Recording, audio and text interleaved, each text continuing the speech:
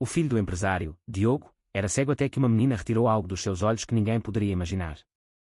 Era um meio-dia abrasador na praça de uma aldeia no Alentejo. O sol caía a pique sobre as paredes caiadas de branco, fazendo o ar tremer sobre as pedras da calçada. Entre as risadas esporádicas das crianças, o pregão dos vendedores de fruta e os passos apressados de quem fugia do calor, uma menina de roupa gasta e pés descalços caminhava sem destino. A sua pele estava queimada pelo sol e o seu cabelo, emaranhado, parecia uma coroa de espinhos secos. Ninguém olhava para ela, era parte da paisagem poeirenta, uma sombra que todos desviavam instintivamente, até que os seus olhos grandes e sérios pousaram num menino elegante, imaculadamente vestido de branco, que estava sentado sozinho num banco de jardim de ferro forjado. O seu fato de linho branco reluzia sob a luz impiedosa, e os seus olhos, de um azul pálido e fixos no nada, pareciam seguir o movimento de fantasmas que só ele via.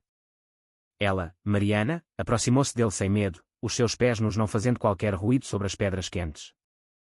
"Por que estás sozinho?" perguntou ela, a sua voz surpreendentemente suave, como o murmúrio de um riacho num campo seco.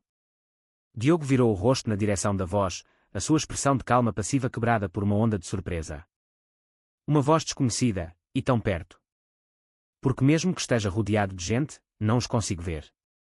"Sou cego", respondeu ele, com uma honestidade desarmante que só as crianças possuem. Mariana ficou em silêncio por alguns segundos, os seus olhos cor de avelã, que pareciam sujos de pó, a examiná-lo com uma intensidade que ia além da simples curiosidade. Parecia que ela conseguia ver algo mais profundo, para além da névoa que cobria os olhos dele. "Eu posso ajudar-te", disse ela com uma segurança que contrastava com a sua aparência frágil. Diogo esboçou um sorriso incrédulo, mas a curiosidade sobrepôs-se ao ceticismo. "Ajudar-me? Nem os médicos mais caros de Lisboa conseguiram. Como é que tu o farias?" A sua voz continha a resignação de quem já tinha ouvido todas as promessas. "Não sou médica", respondeu ela, sentando-se ao lado dele no banco, "mas há um doutor invisível que pode fazer o que nenhum ser humano consegue." Diogo franziu o sobrolho, a sua mente tentando decifrar o enigma. "Estás a falar de Deus?" "Não no meio", sussurrou ela, inclinando-se um pouco mais para perto. "Apenas o sinto. E ele diz-me que hoje posso devolver-te o que perdeste." Entretanto, a poucos metros de distância, um homem de fato escuro e gravata de seda observava a cena de dentro de uma pastelaria com ar-condicionado. Era Paulo, o pai de Diogo, um empresário poderoso cuja fortuna fora construída sobre a lógica fria dos números e dos contratos. Tinha acabado de comprar uns óculos de sol caros para o filho, mais uma tentativa de esconder do mundo e de si mesmo aqueles olhos doentes, nublados, sem vida. A visão daquela menina miserável a aproximar-se do seu filho fez-lhe sentir um arrepio de repulsa.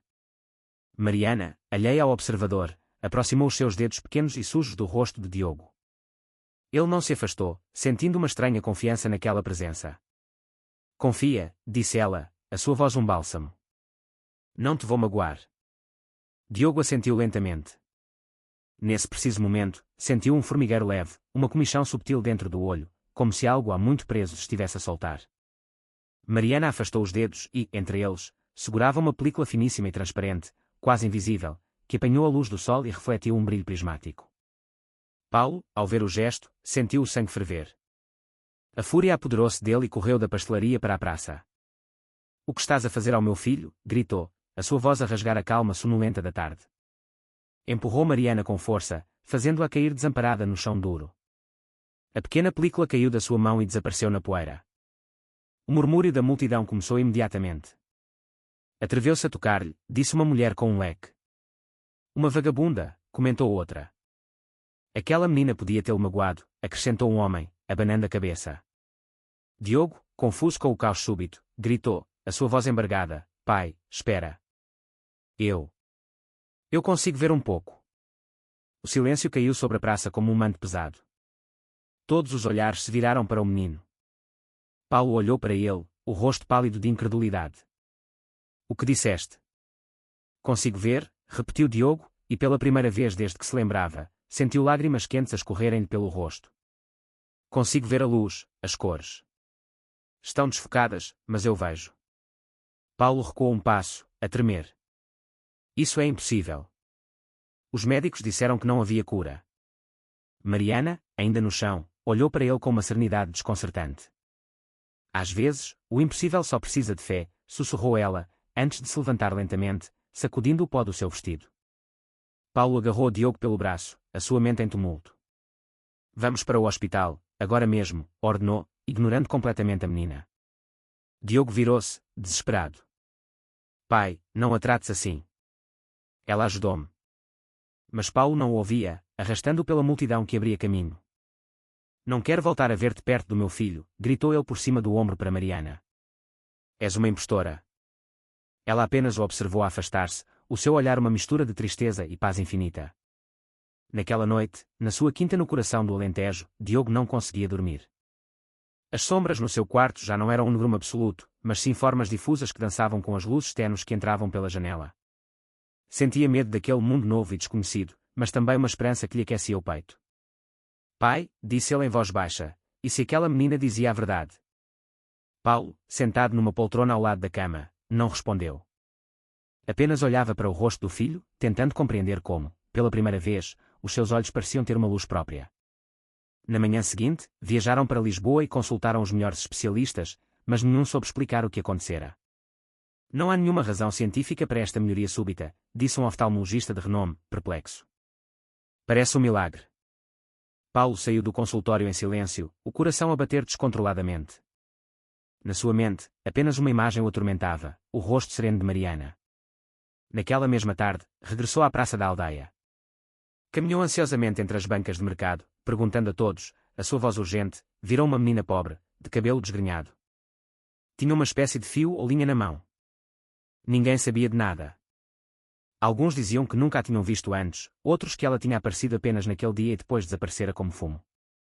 Paulo parou no meio da praça agora quase vazia, olhando para o banco onde tudo começara.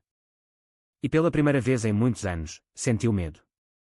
Medo por não ter o controle, porque algo maior do que ele, algo que o seu dinheiro não podia comprar nem a sua lógica entender, tinha acabado de tocar a sua vida. E o pior era que a personificação desse mistério, Mariana, já não estava lá. O homem permaneceu de pé, imóvel, como se esperasse que o vento quente do Alentejo lhe trouxesse uma resposta. Tinha procurado durante horas, e não havia um único vestígio da menina. De cada vez que perguntava, as pessoas olhavam-no com desconfiança.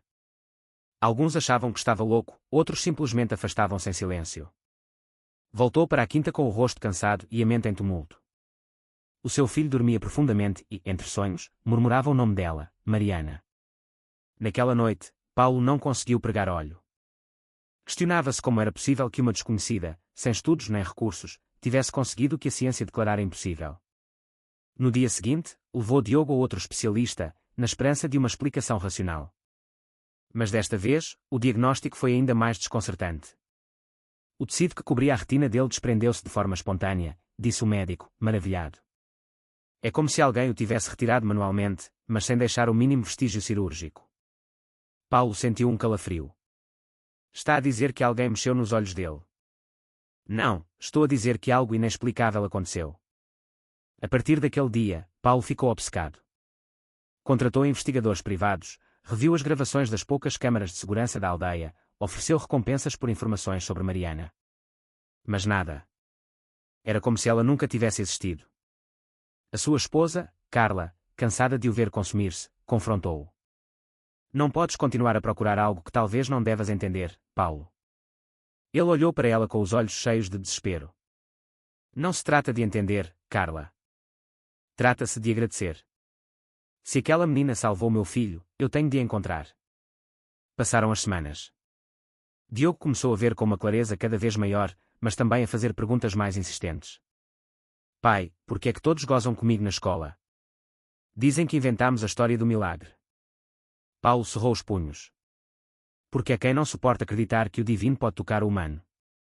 E tu acreditas? Perguntou Diogo, com a sua inocência cortante. O homem baixou o olhar. Quero acreditar, filho. Mas ainda me dói a forma como a tratei. Numa tarde de outono, regressaram juntos à praça. Diogo insistiu em sentar-se no mesmo banco. Olhou em volta e disse, ela esteve aqui. Lembro-me da sua voz. Não tinha medo, pai. Só queria ajudar-me. Paulo sentiu um nó na garganta. Ajoelhou-se em frente ao filho e, com a voz embargada, disse, filho, se algum dia a encontrarmos, juro que lhe pedirei perdão de joelhos. O vento soprou com mais força, levantando poeira e folhas secas no remoinho. E no meio do ar, flutuou algo brilhante. Um fio quase invisível, como uma teia de aranha de prata, caiu aos pés de Diogo. Ambos ficaram imóveis, de respiração suspensa. Pai, disse o menino com a voz a tremer, é igual ao que ela tinha. Paulo apanhou lentamente. A sua respiração falhou. O que significa isto? Sussurrou ele para o vento. Diogo fechou os olhos. Que ela continua aqui, mesmo que não a vejamos. Nesse momento, uma idosa que vendia flores na praça, Maria, observava-os do seu posto. Aproximou-se devagar, apoiada numa bengala. Eu conhecia-a, disse ela com uma voz suave e enrugada pelo tempo. Aquela menina, a Mariana, vinha cá todas as semanas. Dizia que esperava por uma missão. No dia em que ajudou o seu filho, ao anoitecer, viram-na a caminhar em direção à colina, mas nunca mais ninguém a viu. Ela morreu? Perguntou Paulo, a voz um fio. A idosa sorriu, um sorriso que continha a sabedoria de gerações. Ninguém morre quando deixa o milagre para trás. Paulo ajoelhou-se ali mesmo, naquelas pedras gastas, com o fio delicado na mão. E chorou. Chorou pela primeira vez em muitos anos, não de tristeza, mas de uma humildade avassaladora. Perdoa-me, sussurrou ele para o ar. Julguei o que não entendia. A partir de então, todos os anos regressavam àquela praça, levando flores para o banco onde tudo começou. Diogo cresceu com um olhar diferente, não só pelo que via com os olhos, mas pelo que aprendera com a alma. Anos mais tarde, tornou-se médico. Na parede do seu consultório, ao lado do seu diploma, pendia aquele fio invisível dentro de uma moldura de cristal. Por baixo, uma frase escrita pelo seu pai: alguns curam com a ciência, outros com a fé, mas só os que amam de verdade conseguem devolver a vista ao coração. Paulo envelheceu em paz, repetindo sempre que Mariana não fora um acidente, mas um lembrete de que a vida não pertence aos poderosos, mas aos humildes que sabem olhar para além do que os olhos permitem. E sempre que alguém lhe perguntava se ela tinha realmente existido, ele sorria e respondia: não sei. Mas sempre que fecho os olhos, volto a vê-la. Porque há milagres que não procuram aplausos, apenas corações dispostos a acreditar. E naquela praça alentejana, sob o mesmo céu azul, ainda há quem jure que, por vezes, ao cair da tarde, uma menina descalça passa em silêncio, deixando atrás de si um brilho que não pertence a este mundo.